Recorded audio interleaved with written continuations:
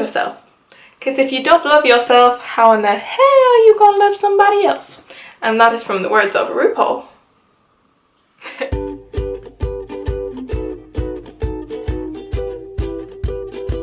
Hello everyone and welcome back to my channel. So, funny thing about this video, I actually have already filmed it, but either I didn't turn the camera on or my footage deleted. Today is a Q&A video. If you're new to this channel, hello, my name is Shauna. If you're new to this channel, welcome. Please hit that subscribe button. And if you are one of my already subscribers, welcome back. And today is a Q&A. Grab yourself a cuppa, tea, coffee, hot chocolate, whatever you fancy drinking, and let's get into the video. I posted a poll on both of my Instagrams and asked you guys to ask me questions of anything you wanted to ask. Could be anything, life, love, nutrition, health, anything. Yes, I got asked a good number of questions, so I'm going to get into them. A lot of them are health and fitness related, but there's some other different life ones and just kind of general Q&As that are in there as well. How tall am I? I am 5'5", little middle height. I class myself as small, but I think I'm just kind of average height. Would ideally like to be maybe like an inch, 2 inches taller, but I'm still quite happy. I don't mind my height. I'm never taller than anybody, and I'm just kind of a middle height, which is nice. So people are always taller than me, guys are always taller than me. It's great, normally. I'm gonna smash through these questions and hopefully answer as many as I can. I don't want this video to be too long because I know a lot of my videos are a little bit on the long side, and my friends have said, I love your videos, but like they're long and they're long to watch.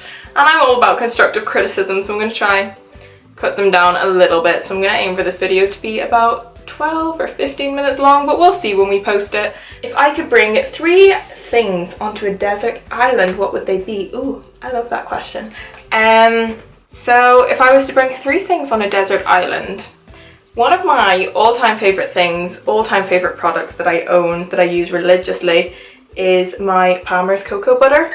And even though that seems like not a very practical item to bring on a desert island, when you could bring, say, like matches, knives, like really practical things, one thing that I would have to bring with me would be my cocoa butter. My friend Nathan always tells me that if he smells cocoa butter or anything vanilla, this candle he bought me as well for my birthday is also vanilla cupcake. If he smells anything vanilla or cocoa butter or like coconut and vanilla, any scents along them sort of lines, it always reminds him of me, because I just lather myself. Like everything I own, like body sprays, creams, preferably, I will get them in like vanilla coconut, vanilla cupcake, vanilla and something, cocoa butter, that sort of smell I live for. Literally I love it. I just love it so much. But I use my cocoa butter once if not twice a day. And I just don't like being scaly. Like there's no better feeling than just moisturising up and just being covered in moisturiser. So one thing that I would definitely bring would be my cocoa butter. And also I think I'd bring lip balm, because if you think about it, when you're on a desert island and the water is salty and you're in and out of the water, like yes, you can find like maybe a little lake or a waterfall, like a reservoir of some kind, and you could use that for like your drinking water and your like chilling water. But then that salt water is still going to dry out your lips, dry out your skin. So you got to stay hydrated. You can, for my third item, I think I should try pick something practical, but if you're on a desert island, you just want to chill, you just want to vibe. But maybe like a journal or a good book, like a mindset book, so that you didn't go insane. I think that'd be good. Yeah, chapstick, cocoa butter, and a journal / book. Maybe like a book that was a journal. Had like a little bit of a journal in the back. Yeah, that's what I'd bring on a desert island. Probably the most impractical things to bring on a desert island. But comment down below, what would you bring on a desert island? If you could bring 3 things, what would you bring? But I think they're mine. I feel like I have to intermittently sip this to like stop myself from going on a rant. So if I'm sipping tea consistently, coffee today actually, I'm sipping my coffee consistently, just don't mind me, because so how do you deal with cravings? Chocolate and takeaways are my downfall. So for me personally, in the past I would have been very kind of restrictive. I would have restricted myself a lot. Like if I was at a family occasion and my family were eating takeaway or eating a load of like crisps or like snacking and having like a wee buffet kind of thing, I'd be like no, and I'd bring my own food and I'd be like no, I'm not eating that because I'm being healthy. That's not really realistic, because you want the food anyway. It's sitting out in front of you, and then you just feel sad. Like, you feel like you're not part of it. Like, food's a culture. Food isn't just like, yes, food is sustenance, and food's like keep you going and keep your body in tip-top shape, but food is also like a culture. It's like people gather around food. It's like a real, like, I love like the comfortness of food, and I just love food. I love food. For me, when I stopped telling myself that I couldn't eat it, or like no, you can't eat that chocolate, because if I told myself you can't have chocolate, I'd want it 10 times more. If I tell myself I can't have something, or someone else tells me I can't have something, I'm like, oh no, but I want it. Like, I want it so much more. But yeah, I think that when I stopped telling myself that I couldn't eat it, then I wanted it less. But I still eat it when I want it, because if my body wants chocolate, even if I eat a banana, an apple, an orange, some rice cakes, I'm probably still going to eat the chocolate anyway. So you may as well just have the chocolate and then get the craving over and done with. Like, for me personally, that's my experience with it, that if I restrict myself, I want it 10 times more. So if when I stopped restricting myself from having it, that's how I dealt with it. So that would be my tip for that. Don't restrict yourself, and if you want it, have it, but just don't eat too much of it, and don't kind of over excessively eat it. It's all about balance. Living a balanced lifestyle is the key. How many days do I work out a week? Right, me and working out, I'm so up and down. Like, I would not say right now anyway, I don't have a consistent balance. Like, at the start of quarantine, I was either, I say quarantine, I mean lockdown, I was either running or doing like a high intensity exercise every morning. Sometimes I would go for a run. I think it's just because I had been so busy and then had nothing to do, that I was like, okay, like this is going to keep me busy. Some days I would do my HIIT workout in the morning and then I would go for a run, or I would go for a run and then come back and do like my toning exercises. But I done too much and I burned myself out, and then I couldn't be bothered exercising. So then I went more towards like Pilates and yoga and recovery exercises and more kind of chilled, chillaxed vibes. Now I found that I've got a balance of, I'm working 4 days a week and I work on my feet. Like, I'm constantly on the go when I am working, because it's table service and we're constantly moving and walking for the whole shift. So maybe like walking around for 6 hours, 7 hours. So the days that I do that, I probably do a stretch in the morning, and like that's it, because I'm getting my step count and over of my physical activity in a day when I'm working. So I don't want to overexert myself. And then on the 3 days that I am off, I will go on long walks, I'll do a bit of Pilates, and probably one of the days I'll do a HIIT. And that's just how I am right now, because I'm balancing back into working and like my work life kind of balance. There's another question that I've seen on here, that is how to deal with body confidence, or what, let me see, I'll see how the question was phrased. How do you have body confidence? I find myself being so insecure with all the people on social media right now. So this is like a really tough question, because I don't think, like, everyone's promoting confidence, like body confidence is the new thing. But I wouldn't say, like, personally, I love my body. I'm like happy with my body, and I am body confident to an extent. But I still wouldn't say I am like 100% like, oh my god, look at me, like I am fire. Like, I wouldn't say that. I wouldn't say that I'm perfect in any way, or that I feel perfect in any way. There is things that I want to change, like, I don't know if you can see, like, I would love to kind of scooch in here a wee bit more. Like, I've got like a belly that I would ideally like to be abs, but they're not. Like my arms, like I don't think that anybody is perfect or anywhere near as perfect. But for me, I have struggled with my body image a lot over the years, and always felt that I was like the bigger friend, or that I was kind of more overweight than other people. And it was like a big process for me to kind of accept myself and accept my body. And I am there where I'm like happy in my body, but there's obviously things I want to change. There's always things that people want to change, but you just got to think, look at all the amazing things your body can do. Like, your body can do such amazing things. And like women, you can push a baby out. If you want to push a baby out, you can push a baby out. Like, our bodies are a temple. You should just nourish it and treat it.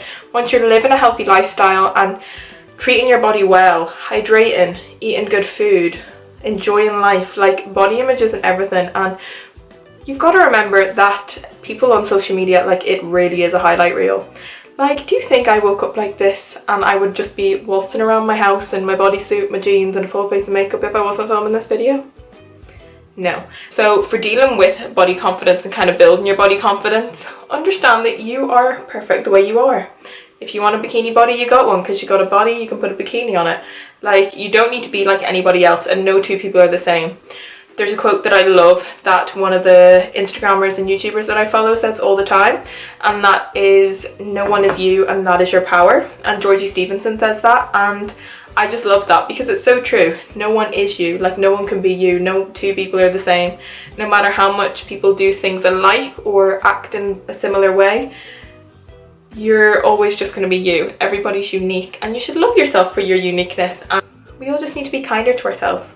We all need to like give ourselves more self-love, like fill our own cup, fill ourselves with self-love, give ourselves compliments, like love yourself, understand how special you really are, and once you're truly happy in yourself, then you'll be able to give the love back to other people, you know? So in a long roundabout way, I'd say that to deal with body confidence and build up your body confidence, start looking at yourself in the mirror and being like, no, like you are perfect the way you are.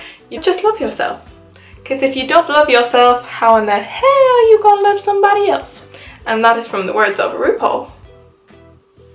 One of the main things that people ask me when they first meet me, not one of the main things, like the thing that people always say to me when they first meet me is, what is that accent? Where is it from? Are you like Canadian? Are you American? Are you English? Like, are you posh? Like, what is going on? Like, what is that accent? And it's because my accent's unique. It's a mixture of so many different things. But one of the questions, obviously because I talk on my stories, one of the questions is, what is my accent? Obviously from my profile you can tell I am Irish through and through. But I was born in Cavan, so that's where I was born, that's where I was reared. I lived there for most of my life, but my entire family are English, so most of my family are from Liverpool. One of my other cousins was born in Ireland, but she also lives in England and she doesn't have an Irish accent.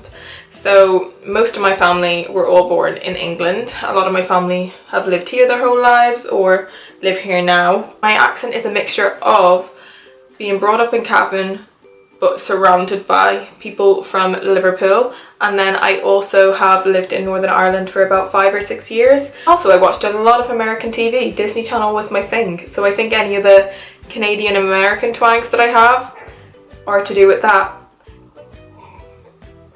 So then another question that I got asked, which is the second question that people always ask me that my friends make fun of me from, because apparently my response is the same all the time, is what is my accent and what is my tattoo?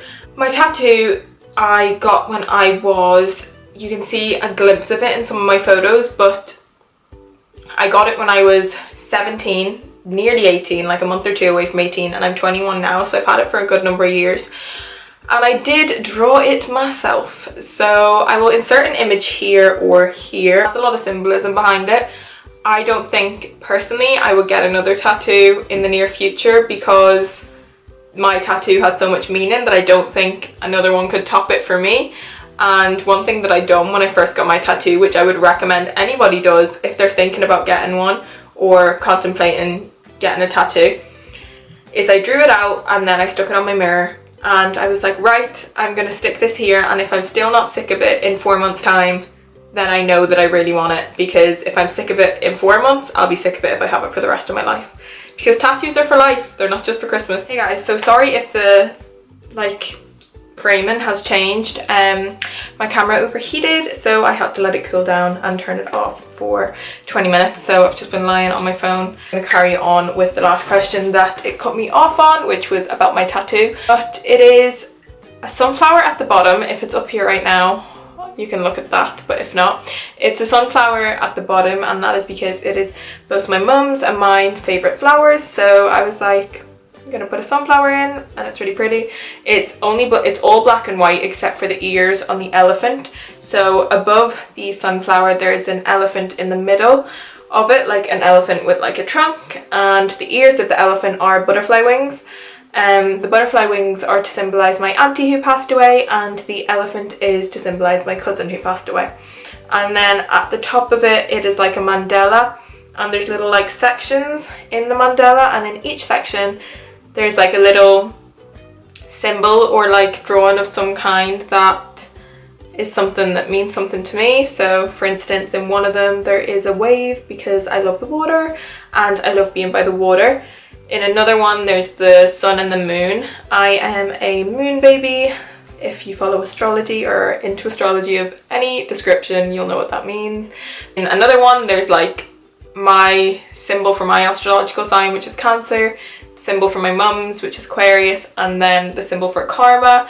There's the protective eye, which is another like symbol of like protection. So all them things mean a lot to me, and they are all in my tattoo. So what am I studying? And there's another question here. I can kind of mangle these questions into one. So what am I studying and what do I want to do once I graduate?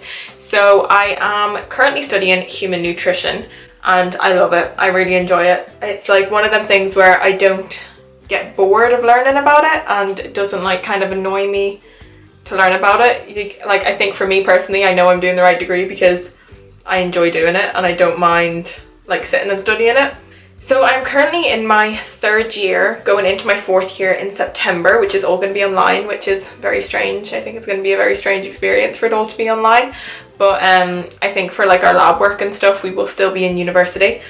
But this year I was on placement when coronavirus happened, which was really unfortunate because I had to leave my placement early. I was supposed to only be finishing around now, but I've been finished for around 4.5 months. So I was working with the HSC, so the kind of health service in Northern Ireland, and I was working down in Derry for their community food and nutrition team. For straight after I graduate, I have 2 masters in mind that I would like to get onto one of them too. One in Dublin and one in Surrey in England, and they're my 2 top choices. So they're the only 2 really masters programs that I'm applying to, but I also am going to apply to some graduate programs, like internships, like apply for jobs, and whatever is meant to be I will get. How do you overcome caring what other people think? By the way, love your page, thank you. That's hard because I think everybody, like no matter how much people say, I don't care what people think of me, like I just do me, I don't care. I think everyone has like an aspect of caring what other people, Jeez, my words are mangling today. I think everyone has an aspect of caring what other people think. But in terms of people who have negative opinions, like I only really care about the people that I love and their opinion on it because they give me good constructive criticism. If I'm doing something and they can give me like feedback on how to do it better, like I love that. But if someone is purposefully kind of saying something to you to make you feel bad, people who are given the hate, I tend to think aren't very happy in themselves, so they're projecting that hate onto you or projecting that hate onto what you're doing. I think when it comes to overcoming what people think about you, just try to impress yourself. And once you impress yourself, it doesn't really matter because it's your life. You only get one of them, and if you're doing it to impress other people and you're not happy, or if you're trying to impress other people, they're never really going to care as much as you care. When it's for your life and kind of your career progression, anything to do with you, you are ultimately going to care the most. Like other people will care, like your family and friends are going to care about what you do, but they're not going to care as much as you do. Just care enough about yourself. Like you don't need to care what other people think. Like once you're happy and you're doing what you love and you're not hurting anybody in the process, or you're not being mean to anybody in the process, I know it's easier said than done saying just don't care. Just don't care, you know? Just don't care. Do it for you, and that's all you need to do it for. Okay, I'm only going to answer a couple more questions because I'm long-windedly answering these, and also I kind of want my lunch. But one of the questions is, what is my favourite food? So for me, I love a Mexican. Like enchiladas, could eat enchiladas like they're going out of my ear. That is like my sweet spot. Like I love Mexican food, so good. But between Mexican of any kind, but I do love an enchilada or a fajita, or a burrito bowl. oh, I just love it all. But Mexican, or then on the other hand, like Italian, like a creamy, like Italian pasta, maybe like a carbonara or a pesto pasta with some like homemade garlic bread. Next question. Do you track macros? No, I don't track macros. I have in the past, but it gave me a really bad relationship with food and made me think of food as a number. So thinking of food as a number was not healthy for me at all. It gave me a really like unhealthy eating habits, and I don't track macros for that reason. I know it can really work for some people, and some people thrive off tracking their macros, but for me personally it just doesn't work. But I do think that it's good to understand your fats, proteins and carbohydrates and kind of how much you need, and understand the value of what is in food. This could be a whole video in itself talking about macros. I might actually do a video on talking about macros. Give this video a thumbs up or comment down below if that's the type of video you would like to see. Are you vegetarian? No, I am not vegetarian. And then another question on what diet do I follow. So I don't follow any diet. I eat quite intuitively. I eat what I want when I want it. I eat what my body craves, but I also make sure that I'm getting my 5 fruits and like 5 vegetables, if not more, a day, and getting all like kind of the requirements out of all the categories of your like Eat Well plate or your Eat Well guide. I'll link that down below for anyone who doesn't know what it is or wants to kind of know what your day on a plate should look like. I'm only going to answer one more question because, as I said before, I'm getting quite hungry. So the last question that I'm going to answer is my top tips for clearing up your skin. I struggle so much with mine. So for me, I've done a video on kind of my skin routine. It has changed a bit since then, but my skin routine is still very simplified. I have actually just placed an order for some skincare products that I will be doing a review video on and giving you guys my opinion on how I find them. But my skin right now, it has cleared up a lot. See, right, this isn't real lighting. This is a ring light, and this ring light is making it look like my skin is quite flawless, but it is not. So like for instance, I have this here. Like any of the imperfections I have at the minute aren't really active spots. They're just like bumps, like under the skin bumps, more so than spots, if you get me. So it's more so like texture and like my pores being a wee bit clogged than it is anything to do with like having active spots. But for starting to clear up your skin, I'd say to put it in short and just give some like snappy top tips would be to hydrate yourself. Just make sure you are drinking enough water in a day, because you'd be surprised how being dehydrated can have such an effect on your skin. Because if your skin's dry, it's gonna, like, you think of a sponge. When a sponge is dry, the minute you put water near it, it like sucks it all in. So say your skin is dry and you're out and about and it's just trying to suck in all the water, but while it's trying to suck in all the water that's around it, it is also sucking in the dirt. So that's going to have an effect on your skin also.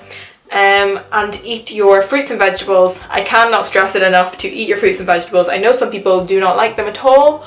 I know some people who just will not eat a fruit or vegetable and they're like, no, don't like them, would rather just eat crisps and biscuits and all that stuff. But they're so important. They're so full of micronutrients and vitamins and minerals and stuff that are great for your skin, great for everything in your body. And they're so versatile. You can do so much with like fruits and vegetables. Like you can make dinners, breakfast, snacks, meals, make anything out of them, and they can be really delicious. I think it's just all how you prepare them. A lot of people think, oh, you have to do, like, say you're eating green beans, all you can do with a green bean is like boil it and it's disgusting, or steam it and it's just not nice. But a tip that I like to do is like flavour my veggies. So with broccoli or like my greens, say like broccoli, green beans, peas, like with peas I'll add a bit of mint into my peas. Green beans, I like to squeeze some like lemon juice on and like some salt and pepper, and I do the same with my broccoli, and then I also put some black sesame seeds on and I kind of just like mix them up in a bowl. And I think that adding just like a little bit of flavour like can make the biggest difference to your fruits and vegetables. Even just a squeeze of lemon juice or a bit of balsamic vinegar on your tomatoes, just kind of like do things that make them taste nicer if you're not into kind of the just plain raw veggies. It is great if you can try and incorporate some raw veggies into your diet. Like I buy the mini carrots from, is it Lidl? Like the mini carrot sticks from Lidl, and then I will dip them in hummus and get some veggies in that way, and I find that really nice.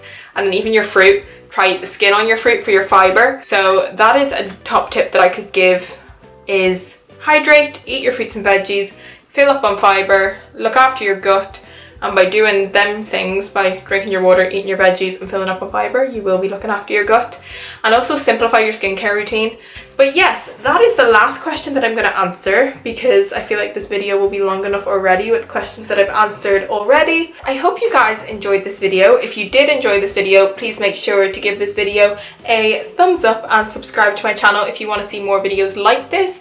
If you like this sort of Q&A video, be sure to follow my Instagram if you want to ask any questions, because I will be posting polls on there for any videos that I am doing that have question and answers in them, or any videos like that. I would love to hear what you guys like, because I want to make sure that the content that I'm putting out is something that you guys enjoy and like watching. So yeah, I hope you enjoyed this video, and I will see you in my next one. I don't think there's anything much else I can say. But yes, thank you for watching, and I'll see you in my next video. Bye!